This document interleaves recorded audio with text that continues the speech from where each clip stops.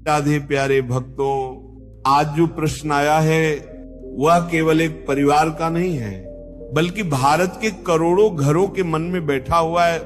हमारी सौभाग्यवती भक्त पुत्री प्रीति बहू ने पूछा है, गुरुदेव, जिनके घर में केवल बेटियां हैं और बेटा नहीं, क्या उन्हें नरक में जाना पड़ता है?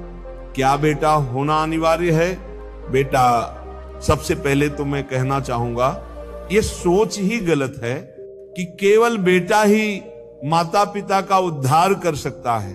बेटा और बेटी दोनों एक ही मां के हृदय से निकले हैं। एक को बेटा कहो, एक को बेटी कहो, लेकिन दोनों में वही रक्त, वही संस्कार, वही प्रेम बहता है।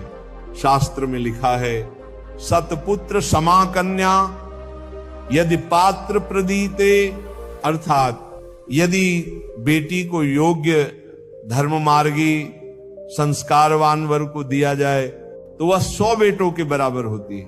प्यारे भक्तों, मिथिला के महाराज जनक जी का नाम आज तक क्यों अमर है?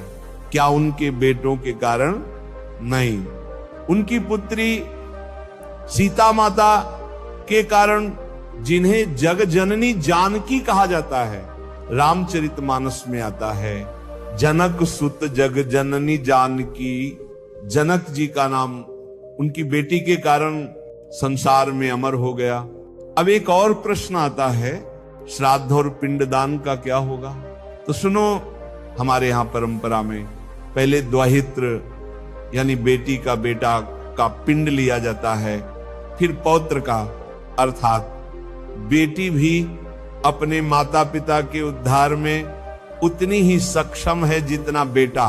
भक्तों, असली बात यह है, नरक या वैकुंठ का निर्णय ना बेटा करता है ना बेटी, ये निर्णय करता है भजन। जो संतान, चाहे बेटा हो या बेटी, भगवान का भजन करती है, प्रभु चरणों में प्रेम करती है, वह माता पिता को नरक से बचाकर वैकुंठ पहुंचा देती है।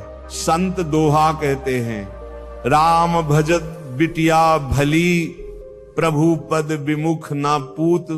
अर्थात भगवान का भजन करने वाली बेटी उस बेटे से लाख गुना श्रेष्ठ है जो प्रभु से विमुख है। संस्कृत में पुत्र का अर्थ है पुनः नरकात् त्रायते इति पुत्र, जो नरक से बचा ले वही पुत्र है। तो भजन करने वाली पुत्री भी पुत्र है, और जो भजन नहीं करता वह पुत्र होकर भी पुत्र नहीं। तो अब कुछ प्रेरक प्रसंग सुनते हैं।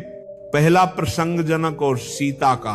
महाराज जनक जी विदेह कहलाए, देह में रहते हुए भी देहाभिमान से मुक्त। उनकी पुत्री सीता जी अपने पिता का नाम इस संसार में वैकुंठ की तरह अमर कर गई। आज भी कोई जनक जी का नाम ले तो सीता पिता जनक कहे बिना नहीं रहता। दूसरा प्रसंग सावित्री का। सावित्री एक आदर्श नारी, जिसने अपने पति सत्यवान को यमराज के पास से छुड़ाया। जब यमराज ने कहा बेटी वर मांगो, सावित्री ने पहले ससुर का नेत्र लौटाया, फिर पिता का राज्य और अंत में पति का प्राण। देखो, बेटी ने न केवल मायके का बल्कि ससुराल का भी उद्धार किया। तीसरा प्रसंग मीराबाई का। राजघराने में जन्मी मीरा अपने मायके और ससुराल दोनों जगह भक्ति का प्रकाश फैलाने वाली थी। एक बार उनके भक्ति गीत सुनकर नगर के लोग बोले, तो हमारे कुल का गौरव है। बेटी होकर मीरा ने भगवान के चरणों में ऐसा प्रेम किया कि आज तक हर गली में उनका नाम गाया जाता है। चौथा प्रसंग एक आधुनिक उदाहरण। एक गांव में एक माँ बाप के 3 बेटे थे, एक बेटी।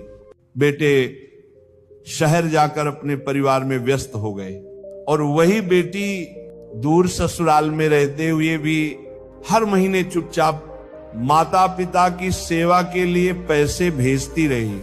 माँ बाप बीमार पड़े तो वही बेटी मायके आकर सेवा करती रही। अंत समय में वही बेटी उनके कान में राम नाम सुना रही थी। कहिए, उद्धार किसने किया? भजन प्रेमियों, यह भी सच है, बेटा हो या बेटी, अगर भक्ति नहीं है तो कुछ नहीं होगा। कई बार बेटा कहता है, अरे पिताजी संत महात्माओं में क्यों समय बर्बाद करते हैं? और बेटी कहती है, पापा मैंने आपके लिए हरिद्वार का गंगा जल मंगवाया है। तो उद्धार कौन करेगा? वही जो भगवान से जुड़ेगा। सज्जनों, आज का निष्कर्ष यही है, नरक से बचाने वाला बेटा नहीं, भक्ति है।